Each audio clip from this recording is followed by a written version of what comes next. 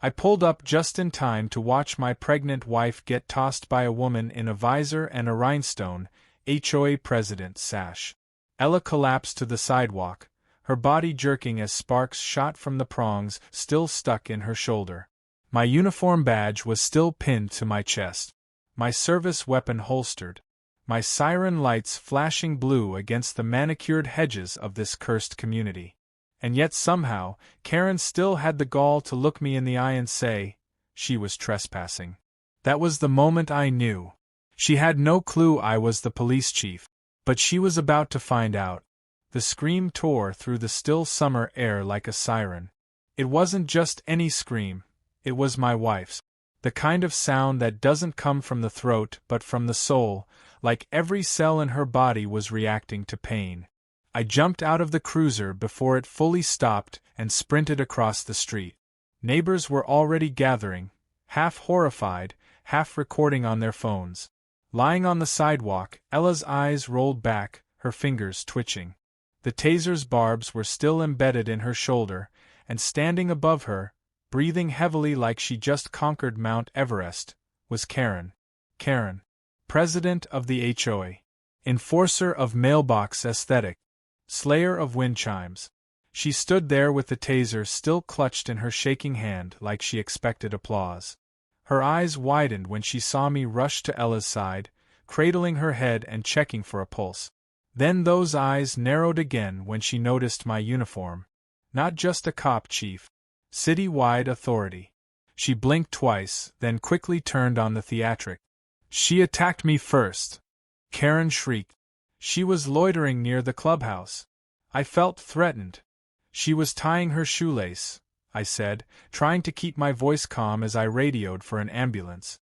And she's 8 months pregnant. Karen opened her mouth to argue, but the crowd's murmuring shifted against her. People were whispering. Phones were angled her way now. That HOA sash wasn't doing her any favors anymore. Paramedics arrived within minutes. They carefully lifted Ella onto a stretcher, one of them gently placing a hand on my shoulder and telling me her vitals were stable. I nodded but couldn't take my eyes off Karen. She still hadn't dropped the taser. I approached slowly, as if confronting a wild animal. "Put it down," I said, voice low and tight. "She was trespassing," Karen repeated, her voice trembling now. "I have HOA authority." "No," I said, stepping closer, "you have a delusion of authority. And that ends today." She dropped the taser. It clattered on the concrete. The crowd watched in stunned silence as I pulled out my radio again and called for a unit to detain her. There was no hesitation. This wasn't just assault. It was assault with a weapon against a pregnant woman in public view with multiple witnesses and video evidence. My fellow officers arrived and gently cuffed Karen while she sputtered, "I was protecting community standards. You'll regret this." I didn't say anything. I didn't need to. Every resident watching had just seen the real Karen, power-drunk, irrational, and dangerous. As Ella was wheeled into the ambulance, I climbed in beside her. Her eyes fluttered open for a second. She gave me a weak smile. "Did she really say I was loitering?" she asked. I almost laughed, but the sound caught in my throat. She did. But it's over now. It wasn't over. Not by a long shot.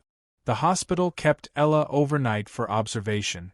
No serious damage to her or the baby, thank God, though her shoulder would be sore for weeks. When I returned home that night, exhausted and still vibrating with rage, I went straight to my office and pulled up the HOA's public record. Karen had been elected to her post 3 years ago. In that time, complaints against her had spiked, some absurd, some terrifying. Citations for inappropriate flower species, fines for excessive garage door opening, even an incident where she tried to ban lemonade stands because unsanctioned commerce breeds lawlessness. But this wasn't just about her. It was about the entire structure propping her up. I began digging deeper. In HOA newsletters, I found references to a community patrol initiative, vaguely worded as a neighborhood safety measure. There were purchases made under the HOA budget for tasers, pepper spray, even body cameras. The funding was hidden under recreational enhancement. Karen wasn't acting alone. She had help. Possibly even a board of enablers who saw nothing wrong with arming themselves like suburban vigilantes. The next morning, I requested all available security footage from the neighborhood. A few residents privately shared Ring doorbell videos. One clip showed Karen creeping toward Ella with the taser drawn, no signs of provocation.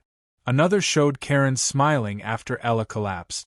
The most damning one showed her practicing with the taser days earlier, zapping a cardboard cutout labeled "Rule Breaker." I compiled everything. This wasn't just an assault. It was premeditated. And it wasn't just against my wife. It was against the very idea of civil decency. At work, my deputies were buzzing.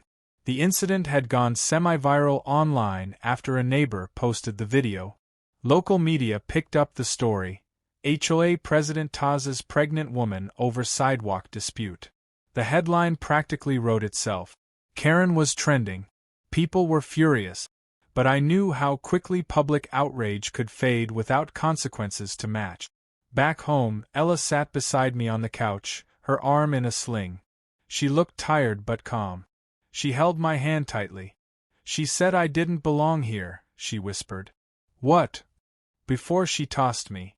She said, people like you don't belong here. Something inside me snapped. I had suspected this was deeper than policy enforcement or paranoia, but hearing it confirmed lit a fire under me. Karen hadn't just targeted Ella for being pregnant or walking near the clubhouse. It was personal, and likely bigoted. This isn't just about us, I said. She's been doing this to everyone who doesn't fit her version of this community. So what do we do? Ella asked. I looked at her. At the sling. At the tiny bump where our daughter kicked against her ribs. We take her down, I said. Legally. Publicly. And we make sure she can't do this to anyone else ever again. Ella smiled. Good. Because I want front row seats when she realizes who she tossed. That night, I drafted a formal request to launch an internal investigation. Not just into Karen, but into the entire HOA. If there were more community patrol members, I wanted their names. If funds were misused, I wanted the receipt. This wasn't personal vengeance. It was duty. And maybe, just maybe, a little poetic justice. The next morning, I was back in uniform. And Karen was about to find out that you don't taste the police chief's wife and walk away smiling. By sunrise the next day, I was already in the city records building, coffee in one hand and a folder thick with HOA documents in the other. I hadn't slept much, but that was the least of my concerns. My focus was on dismantling the absurd illusion of power Karen had carefully built. The more I dug, the clearer it became that this wasn't just some power-hungry busybody with a taser. Karen had quietly orchestrated a whole ecosystem of surveillance, intimidation, and misused funds.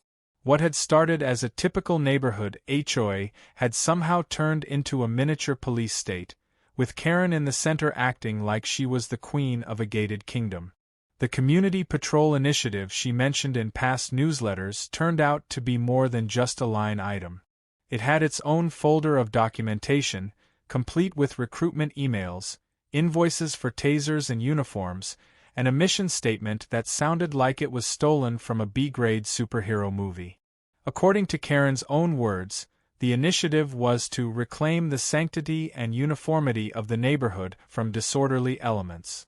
That last phrase was underlined 3 times. I didn't know whether to laugh or be furious. What struck me most was how she got people to go along with it. Her method was fear. Not overt threats, but subtle intimidation. People who questioned the board found themselves mysteriously fined. Anyone who openly resisted HOA citations had their lawns suddenly flagged for compliance inspections. One couple who painted their porch a light blue shade were reported to Child Services for negligence, even though they had no kids. The couple moved out 2 months later. It was a perfect storm of microaggressions disguised as community order. Karen didn't need to swing a sword. She just needed to make people uncomfortable enough to obey. But where did the money come from? The HOA's annual budget was mostly public, but the slush fund labeled Beautification and Deterrent Tools was hidden inside a maintenance line. I called in an old friend of mine, Ruben, a forensic accountant who owed me a favor since I got his cousin out of a bogus DUI. Within hours, Ruben texted me one sentence: "You're sitting on a goldmine of corruption." Ruben's initial audit revealed tens of thousands of dollars moved from the official HOA bank account into a secondary account named Security Enhancements. From there, payments had been made to vendors that didn't exist, contractors with no license, and even a shady company that sold non-lethal deterrence kits. It included everything from pepper spray drones to reinforced night vision binoculars. I stared at the receipts in disbelief. Karen had practically built her own militia using residents' dues, all while throwing bake sales to support community spirit. The worst part was that people had trusted her. Her persona at community meetings was all smiles and cookie platters. She hosted Wine and Watch nights to review neighborhood security footage under the guise of safety awareness. In reality, she was studying patterns, monitoring who stayed out late, who had guests over, and who violated her unwritten code of ideal residency. It was dystopia wrapped in a homeowners association letterhead. I visited one of the alleged vendors listed in the records, an address supposedly belonging to a security supply company. It was an empty plot of land behind a chain-link fence, grass up to the knees, no signage, nothing but a rusted shipping container in the corner. Karen had paid this company over $12,000 in the last 2 quarters. I photographed everything and sent it to Ruben, who confirmed the EIN used for the vendor was fake. Now we were staring down potential wire fraud and tax evasion. Meanwhile, Ella had started healing at home. Despite the sling and pain meds, she was as sharp as ever. While I worked the financial angle, she reached out to other women in the community. Turns out, Karen had been especially aggressive toward younger women, especially those who didn't fit her image of respectable homemakers. One woman, a nurse working night shifts, had been fined 3 times for having weeds that didn't exist. Another was threatened with eviction notices when her teenage son played music in their garage on weekend. Karen had weaponized the HOA against women she deemed undesirable. I watched Ella grow more determined with each story she heard. She took notes, collected names, compiled timelines. By the end of the day, she had put together a list of 9 women who were willing to speak out. Some were afraid, sure, but the tossing incident had shaken them. They knew Karen had crossed a line, and now that someone was finally standing up to her, they were ready. We planned a community meeting, not officially sanctioned, of course, because Karen had previously decreed that all neighborhood gatherings required HOA approval and a $50 security fee. We held it at my cousin's nearby gym, and within an hour the room was packed.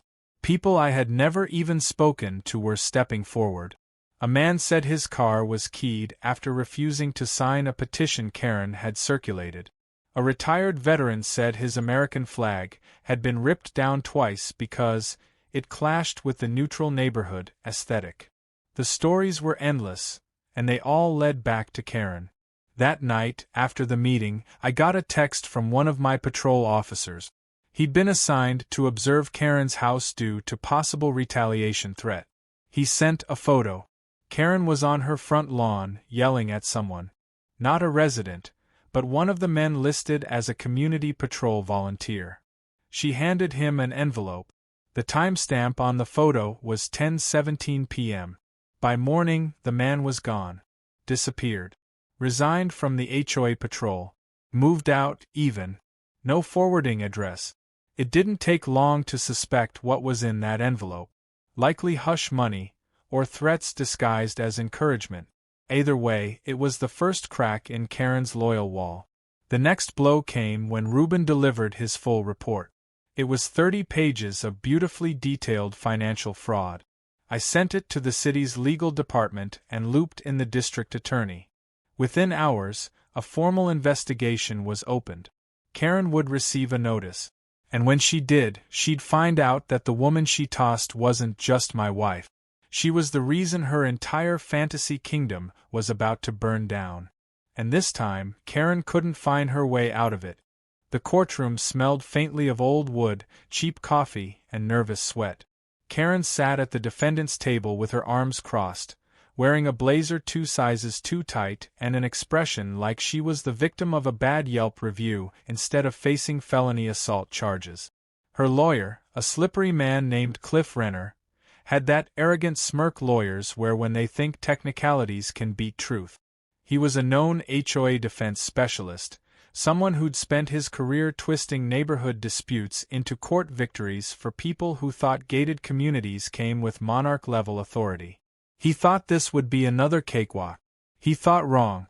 The hearing was short, but packed with tension. Cliff opened with a claim that Karen acted in self-defense, calling my wife a suspicious figure loitering near community property. He argued that the HOA bylaws granted Karen discretionary enforcement authority, including the use of non-lethal deterrence. The judge, an older woman with tired eyes and little tolerance for theatrics, stopped him mid-sentence and asked flatly, "Are you claiming that a pregnant woman tying her shoe presented a credible threat to this defendant?" Cliff stammered and tried to pivot, but the damage was done. The judge's glare was sharp enough to cut drywall. I took the stand next, sworn in under oath, though the truth needed no embellishment. I stated the facts clearly and without emotion. I described pulling up to see my wife on the ground, taser prongs in her skin, and Karen standing over her with the device still humming. I presented the doorbell cam footage showing Karen approaching Ella unprovoked. There was no yelling, no signs of confrontation, just a slow and steady walk before she pulled the trigger. The video played in silence, and even the courtroom clerk winced when Ella hit the ground. There was no mistaking it. This wasn't a reaction. It was a decision. Karen's expression changed as the judge allowed the video into the record. Her shoulders sagged slightly, and for the first time, I saw something in her face that wasn't arrogance. It was fear. Not of jail time, but of her illusion cracking. The aura of control she'd cultivated was unraveling. Then the next witness came forward, a surprise even to Karen. The former HOA treasurer, a man named Leo Daniels, had quietly stepped down from the board 3 weeks prior. Everyone assumed he moved to Florida. In truth, he'd been in talks with the city attorney and was now prepared to testify about the misuse of funds under Karen's direction. He looked pale as a ghost but determined. He spoke about how Karen had pressured the board to approve off-book spending for security infrastructure, always insisting it was necessary to protect the community. At first, it sounded reasonable. A camera here, a patrol light there. But then came the purchases for tactical gear, tasers, and private surveillance. When Leo questioned the legality, Karen reportedly told him, "We run this place. Not the city. Not the cops. Us." The whole courtroom shifted at that line. The judge ordered the court into recess and instructed the city's legal team to expedite financial audit. As we walked out into the hallway, I caught a glimpse of Karen pacing near the elevators, whispering angrily into her phone. I could only imagine who was on the other end, another board member, maybe a friend in code enforcement or one of her Phantom Patrol goons. But what she didn't know was that the legal ground beneath her was disintegrating. Fast. Later that night, I got a call from a nervous voice identifying himself as Travis. He was one of the HOA's volunteer patrol members, the same ones Karen had equipped with tasers and vague instructions like watch for unfamiliar behavior. Travis said he had video clips, emails, even a PDF labeled Standard Engagement Protocol, which included diagrams showing how to approach resistant residents. The document was chilling, filled with pseudo-military language like target posture and compliance escalation. I met Travis the next morning in a diner across town. He was jittery, kept checking the windows, but he handed over a flash drive. He said he joined because he thought it was about neighborhood safety. When Karen started referring to certain residents as problems and ordering surveillance on people with out-of-state plates, he got scared. The taser training was what finally pushed him to quit. It wasn't training, it was target practice with silhouettes labeled vandal, trespasser, and agitator. That evidence went straight to the state's legal office. Now there was more than enough for criminal conspiracy and misuse of funds, and possibly even civil rights violations. Karen hadn't just assaulted my wife. She had built an entire system around intimidation, funded by unsuspecting residents and fueled by her need to control every inch of the community. The next week, things escalated. Someone slashed the tires on Ella's car. Another resident reported seeing two figures in black hoodies leaving our driveway late at night. My home security system caught partial images, just enough to make out HOA volunteer badges clipped to their belt. That was when I made the call. Not to local enforcement, but to the state attorney general. I asked for formal protection orders for Ella and the baby. They granted it without hesitation. The HOA board, meanwhile, scrambled to contain the fallout. A few members resigned quietly. Others tried to distance themselves from Karen, claiming they had no knowledge of her actions, even though their signatures were on budget approvals and emails. The panic was setting in. Residents started openly questioning past fines, old citations, and even property foreclosures that had been greenlit during Karen's reign. A neighbor emailed me saying their $400 fine for having a bird feeder suddenly didn't seem so legitimate anymore. Karen, cornered and desperate, doubled down. She filed a countersuit for defamation, claimed I was using my badge to launch a personal vendetta. Her lawyer went on local radio calling it a tragic misunderstanding being weaponized by a vengeful cop. But public opinion wasn't on her side. Not anymore. The court of community sentiment had turned. Even her allies were distancing themselves. At the next emergency hearing, Karen's lawyer tried to discredit the treasurer and dismiss the flash drive evidence as fabricated nonsense. The judge barely entertained it. Instead, she set a date for a full trial and granted a protective order for my family. She also authorized a temporary restraining order against Karen, barring her from participating in HOA activities or contacting any board member until further notice. Walking out of the courthouse, I felt the air shift. For the first time in weeks, there was clarity. Not victory, not yet, but momentum. This wasn't just about Karen anymore.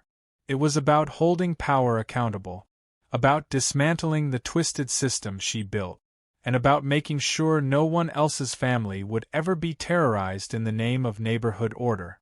As I helped Ella into the car, she looked at me and said, "She really thought she was untouchable." I nodded, buckling her seatbelt gently. She thought wrong. Karen had declared war. But she didn't know the battlefield had already changed. Now it was her turn to feel powerless. The neighborhood was strangely quiet the next morning.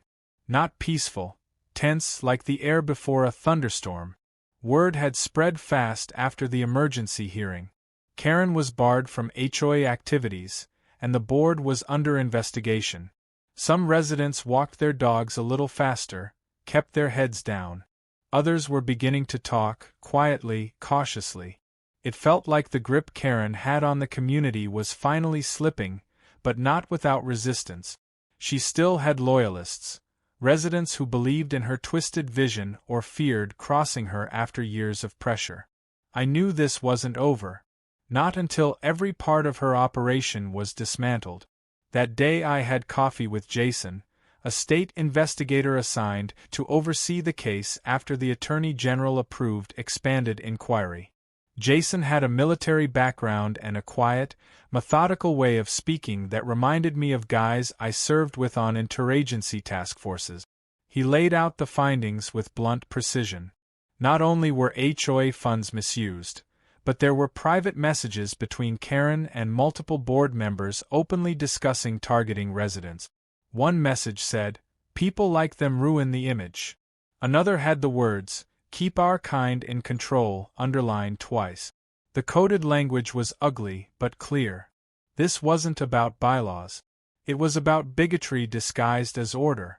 I asked Jason how much longer before formal charges could be filed beyond Karen's assault case. He said they were compiling a multi-pronged prosecution: racketeering, harassment, misuse of funds, and potentially hate crime enhancements depending on how far Karen's directives went. They needed one more trigger, a final push. I told him I had just the thing. That afternoon, I hosted what we called a community safety night at the local community center. Not the HOA clubhouse, which was still a crime scene in my book, but a neutral, city-owned space. I invited residents, local law enforcement, a few state reps, and even a trauma counselor. I wanted people to know they weren't alone anymore, that the days of whispering and walking on eggshells were over. To my surprise, nearly 100 people showed up. Some brought lawn chairs. Others brought their old HOA violation letters to share. One elderly man stood up during the open forum and said, "Karen told me if I put up Christmas lights again, she'd fine me into foreclosure. Said I was attracting thieves with excessive light. I just wanted my grandkids to see our house shine." There was a long pause. Then applause. Stories flowed like floodgates opening. Someone brought printed screenshots of Karen's neighborhood watch group chat. Another person showed an old HOA map where Karen had color-coded homes by risk profile. It was the smoking gun we didn't even know we needed. Meanwhile, I had people watching Karen's movements, legally, quietly, carefully. She'd gone quiet since the hearing, but her house saw a strange uptick in visitors. Men in plain clothes coming and going at odd hours.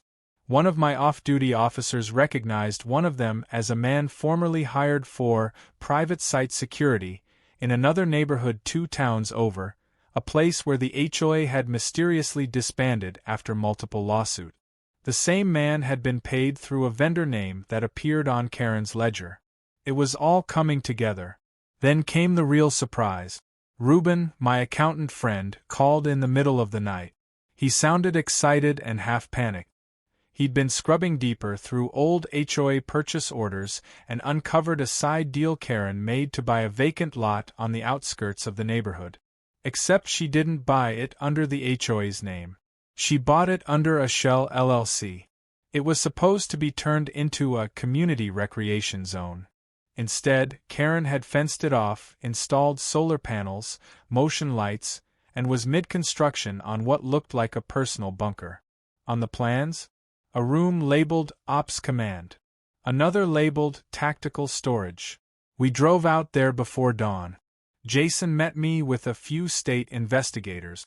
What we found was absurd. A prefab concrete shelter half buried in the ground, surrounded by floodlights and a chain-link perimeter with security signs posted. Inside were boxes labeled Response Gear and Containment Tools. Pepper spray launchers. Riot shields. Even a portable drone surveillance kit. It looked like something FEMA might use in a disaster zone, except this wasn't federal property. It was Karen's private bunker, built using funds funneled through the HOA. She had been planning her own neighborhood enforcement compound. We called it the Keep. We seized everything and took photos. The bunker was the final nail. With that level of escalation, no judge in the country could argue she was just a misguided neighbor. She was building infrastructure to control people, to intimidate and dominate them. Her HOA reign had turned into a fringe regime fantasy, and it had almost worked. The next morning, warrants were issued. Karen was rearrested. This time not just for the assault, but for fraud, criminal conspiracy, and evidence tampering. When she was taken out of her house in cuffs, half the neighborhood stood on their lawns, watching. Some filmed, others just shook their heads. Karen kept yelling something about how she kept this place safe, how they would all regret this. No one looked convinced. The Emperor wasn't just without clothes, she was wearing a jail-issued jumpsuit. At home, Ella watched the news coverage with our feet up on the ottoman, a warm tea in her hands and that knowing smile she always had when the storm passed. Her shoulders still ached, and her pregnancy was now more stressful than any doctor would prefer, but the lightness in the room was undeniable. It was the first time in weeks we felt like the nightmare might actually end. That evening, a few board members showed up on my porch. They were done pretending. One of them, a tall woman named Melissa, handed me a folder filled with internal HOA messages. She was crying. Said she'd ignored the signs for too long, thought Karen was just strict, but now realized she had been complicit. I didn't let her off the hook, but I told her the truth. Coming forward mattered. It meant the rebuild could start sooner. The community formally voted to dissolve the existing HOA leadership 2 days later. An interim council was formed. External audits were approved.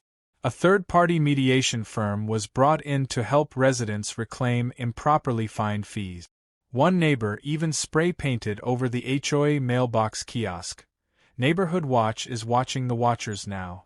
That night, Ella woke me up around midnight. Her hand was on her belly, her face calm but urgent. "It's time," she whispered. I didn't panic. I just grabbed the overnight bag and helped her into the car. The hospital was ready. So were we. After everything, the fights, the courtrooms, the fear, the bunker in the woods, we finally had something soft, pure, real. Ella gave birth to a healthy baby girl right as the sun rose. We named her Grace.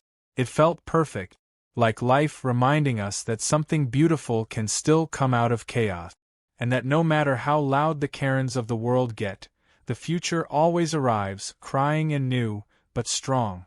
The courtroom was packed for the final hearing. Reporters filled every available seat in the back rows. Neighbors lined the hallways, whispering among themselves. Some held old violation notices and screenshots of Karen's messages, now printed and stapled into evidence packets. The tension in the room felt less like anticipation and more like the last exhale of a storm that had finally run its course. Karen was brought in through a side door, wearing an orange jumpsuit and a face drained of its usual defiance. She didn't look like the woman who once strutted around the neighborhood issuing citations for cracked sidewalk lines. She looked like someone who'd lost everything she thought made her powerful. The charges read like a grocery list of authoritarian failure. Assault with a deadly weapon, misuse of public funds, harassment, criminal conspiracy, evidence destruction, unauthorized surveillance. The judge, stern and methodical, read them aloud one by one, each hitting with the weight of a hammer on stone. Karen flinched at the word felony, but held herself upright until the end. When asked how she pled, her voice cracked. She said not guilty, but her tone had none of the fire she once wielded so confidently. Her lawyer tried to enter motions for leniency, citing community service intentions, but the judge didn't even dignify it with a full response. The court had seen the bunker, the drones, the documents. No one was buying the narrative of a concerned citizen gone misunderstood. The state brought in their final witness, a young man named Rico who had been working as Karen's IT contractor. He described in detail how Karen had instructed him to install backdoor access into residents' personal Wi-Fi through the community's router system. It allowed her to monitor video feeds, track device logins, and in some cases, even access smart doorbells. When he told her it was illegal, she reportedly responded, "The law doesn't apply when it comes to safety." The courtroom collectively inhaled at that line. That quote became the headline of every article written about her trial that week. Then it was my turn to speak. The judge allowed me to offer a victim's statement, as both Ella's husband and as the police chief who uncovered the larger corruption. I didn't prepare a speech. I just spoke. I told the court about the moment I saw my wife drop to the ground, about hearing her scream, not knowing if our daughter would survive. I talked about the fear, the retaliation, the nights we woke up to strange sounds outside our home and checked the cameras, always half expecting someone to try something. I didn't speak with anger. I spoke with clarity. And when I looked at Karen, I didn't see someone worth hating. I saw someone small. Someone who mistook control for leadership, who mistook paranoia for vigilance, who thought fear could build a legacy. Ella was there too, holding Grace in her arms. The baby had a tiny blue ribbon on her head, and the kind of sleepy expression only newborns can wear while the world buzzes around them. When Karen's eyes drifted toward them, Ella didn't flinch. She just stared back, calm and steady. That quiet strength did more than anything I said to make the moment complete. Karen was sentenced to 7 years in prison, with eligibility for parole after 4. The courtroom remained silent as the gavel hit the bench. No outbursts, no cheers. Just resolution. The kind that sinks in slowly and settles deep. She was escorted out without a word, her lawyer fumbling behind her with papers that no longer mattered. Justice didn't always look like a movie climax. Sometimes it just looked like a door closing. In the days that followed, the neighborhood began to change. People started talking to each other again. Driveways were no longer battlegrounds of landscaping compliance. The bird feeder ban was lifted. Seasonal decorations returned like flowers after winter. Residents gathered on weekends without needing permit. The new interim board was made up of actual volunteers, people who wanted to restore community, not dominate it. They asked me to speak at their first meeting. I declined. I told them the real voice needed to come from inside the gates, from people who had survived Karen's reign, not just battled it. Ella's article was published in a major newspaper under the title, "Tased for Tying My Shoe." It went viral in less than a day. People from across the country messaged her with stories of their own, other HOAs with tyrants at the helm, people harassed into silence, others fined for the crime of simply existing differently. She started a support group, then a coalition. Within weeks, her story helped influence a new bill proposal mandating independent audits and external oversight for HOAs in our state. Real change was happening. Because of her.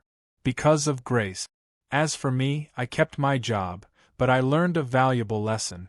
Power, even when righteous, needs checked. I had nearly gone down the path of personal vengeance in the early days. It took Ella and our daughter, and even some of the frightened residents who chose courage over convenience to keep me steady. Not every badge equals justice. Not every title makes you right. But when you have both and you use them wisely, you can change more than just a neighborhood. You can set a new standard. On a quiet afternoon weeks later, I stood on my front lawn watching Grace sleep in a bassinet beside us. Ella was beside me, her hand tucked into mine. The wind was soft. Birds chirped without fear of HOA noise violations. Across the street, kids rode bikes. The kind of normal that had once felt distant was now our everyday. One of the neighbors, a man named Arnold who used to get fined every other week for excessive flag display, walked over with a folded paper in his hands. He handed it to me and said, "We had a vote. Just a casual one. But we thought maybe you and Ella should be honorary community advisors. No power. No bylaws. Just voices we trust." I smiled, took the paper, and thanked him. I never opened it. I didn't need to. I already had what I wanted. Safety. Truth. A little peace. Karen's name faded from headlines over time. But not from law books. Her case was used in seminars, policy discussions, even podcasts about neighborhood abuse of power. Her reign may have ended in disgrace, but what came after mattered far more. Because after everything, the screaming, the courtrooms, the bunker, the betrayal, we were still here. Oh, stronger. Together. And Karen? Well, she tossed the police chief's wife. Not exactly the best decision of her life.